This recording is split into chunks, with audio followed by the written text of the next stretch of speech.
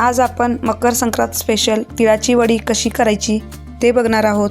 तिळाची वडी चिवट न होता गुळाचा पाक परफेक्ट कसा करायचा तेही दाखवणार आहे। तिळाची वडी बनवण्यासाठी पॉलिशचे तीळ 1 वाटी घेतलेले आहे। 1 वाटी बारीक चिरून घेतलेला गूळ, 2 चमचे साजूक तूप। गुळाचा पाक बनवायला घ्यायच्या आधी लाकडी पोळपाटाला व्यवस्थित तूप लावून घ्यायचं आहे। मी लाकडी पोळपाटावर तिळाची चिक्की सेट करणार आहे। तसेच लाटण्याला सुद्धा सर्व बाजूनी तूप लावून घ्यायचं आहे। व्हिडिओ बघून झाल्यानंतर तुम्ही चॅनलला सबस्क्राईब केला नसेल तर न विसरता सबस्क्राईब करा।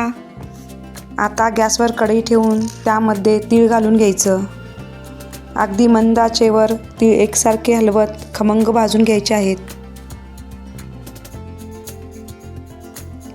हलकासा रंग बदलेपर्यंत तीळ भाजून घ्यायचा आहे, करपवायचे नाहीत।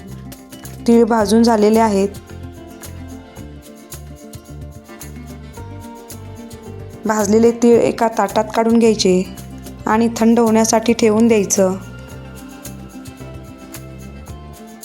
आता गुळाचा पाक बनवण्यासाठी कढईत 1 मोठा चमचा तूप घालून घ्यायचं। तूप विरघळल्यानंतर लगेच त्यामध्ये 1 वाटी गूळ घालायचा। पाक बनवताना गॅसची फ्लेम अजिबात मोठी करायची नाही। मंद आचेवरच पाक आपल्याला बनवायचा आहे। मी इथे साधाच गूळ वापरला आहे, चिक्कीचा गूळ वापरला नाही। गूळ शक्यतो सुरीने कट करून घ्यायचा, कारण पाक बनवताना गूळ लवकर विरघळतो आणि पाकसुद्धा छान तयार होतो। हलकासा फेस येण्यास सुरुवात झालेली आहे। आता पाक चेक करूयात। गुळाचा पाक चेक करण्यासाठी पाक 1 ते 2 थेंब थंड पाण्यात घालायचा आहे आणि चेक करायचं। तुम्ही पाहू शकता अजून याची गोळी बनली नाही आणि मऊसुद्धा आहे, म्हणजे आपला पाक तयार झाला नाही। पुन्हा 1 मिनिटभरांनी चेक करायचं। परत पाक 1-2 थेंब थंड पाण्यात टाकून बघायचं आणि तयार झालेला पाक पटकन तुटला पाहिजे किंवा त्याची गोळी केली तर असा आवाज येतो, म्हणजे आपला पाक परफेक्ट तयार झालेला आहे। लगेच त्यामध्ये भाजून घेतलेले तीळ घालायचे आणि सर्व छान मिक्स करून घ्यायचं। नंतर गॅस बंद करायचा।